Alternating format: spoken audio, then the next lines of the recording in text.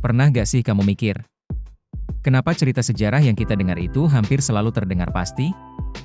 Seolah-olah dari awal memang sudah jelas. Siapa yang benar? Siapa yang salah? Siapa yang pantas menang? Padahal kalau kita tarik ke belakang, kejadian nyata itu gak pernah sebersih itu. Manusia ragu. Manusia salah langkah. Manusia nebak-nebak. Tapi anehnya, semua keraguan itu jarang ikut tercatat. Yang sampai ke kita justru versi yang rapi. Versi yang kelihatannya sudah dipikirkan matang sejak awal. Di titik ini, coba berhenti sebentar. Karena pertanyaan besarnya bukan apa yang terjadi di masa lalu, tapi siapa yang sempat menceritakannya? Bayangin dua pihak bertabrakan dalam satu peristiwa besar. Satu pihak bertahan, satu pihak lenyap. Yang lenyap gak punya arsip, gak punya buku, gak punya murid buat nerusin cerita. Sementara yang bertahan, mereka hidup cukup lama untuk menulis. Dan yang ditulis pertama kali, pelan-pelan jadi acuan. Bukan karena itu versi paling jujur, tapi karena itu versi yang keburu ada. Dan sejak saat itu, cerita bukan lagi soal apa yang benar-benar terjadi, tapi soal cerita mana yang berhasil bertahan paling lama. Di sini baru kelihatan satu hal penting. Sejarah bukan cuma kumpulan kejadian, tapi juga hasil seleksi. Dan seleksi ini gak netral. Karena mulai dari sini, kita bakal masuk ke bagian yang jarang dibahas. Bagaimana kekuasaan pelan-pelan mengubah cerita jadi kebenaran. Sekarang kita masuk lebih dalam. Karena sejauh ini, kita baru ngomong soal siapa yang sempat bercerita. Tapi ada satu hal lain yang jauh lebih menentukan. Kekuasaan.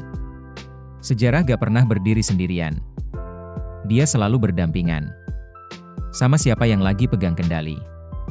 Yang berkuasa bukan cuma ngatur wilayah, mereka juga ngatur cerita mana yang dianggap penting, apa yang ditulis, apa yang disimpan, dan apa yang cukup dibiarin hilang.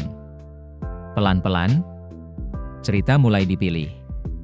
Satu kelompok disebut pahlawan, kelompok lain disebut pengacau. Padahal kalau dilihat dari dekat, tindakannya seringkali mirip. Bedanya cuma satu. Siapa yang berdiri di akhir sebagai pemenang. Kalau kamu menang, keputusanmu disebut strategi.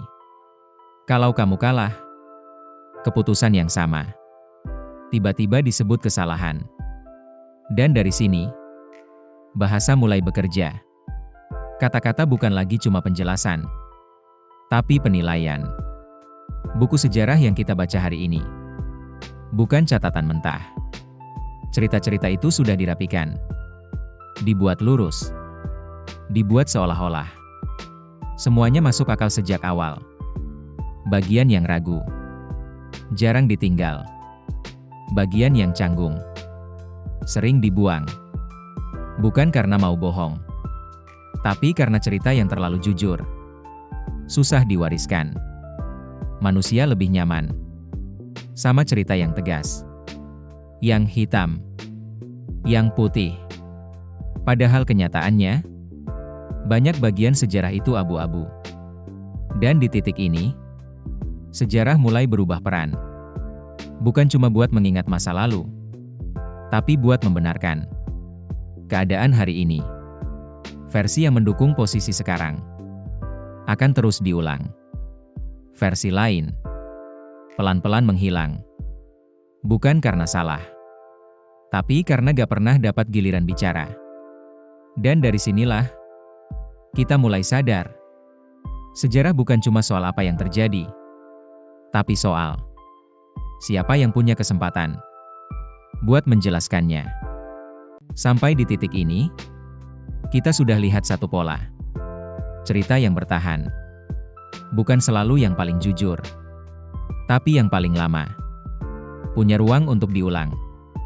Bayangin rak buku yang kelihatannya penuh. Tapi sebenarnya, yang kita baca cuma bagian depan.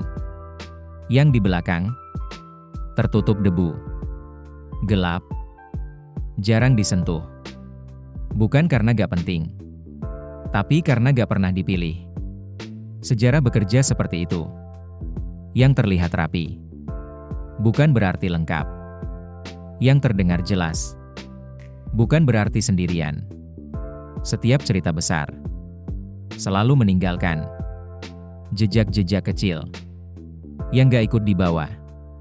Orang biasa, keputusan sepele, kesalahan yang gak sempat diperbaiki. Dan itu semua bukan hilang, cuma gak diterangi.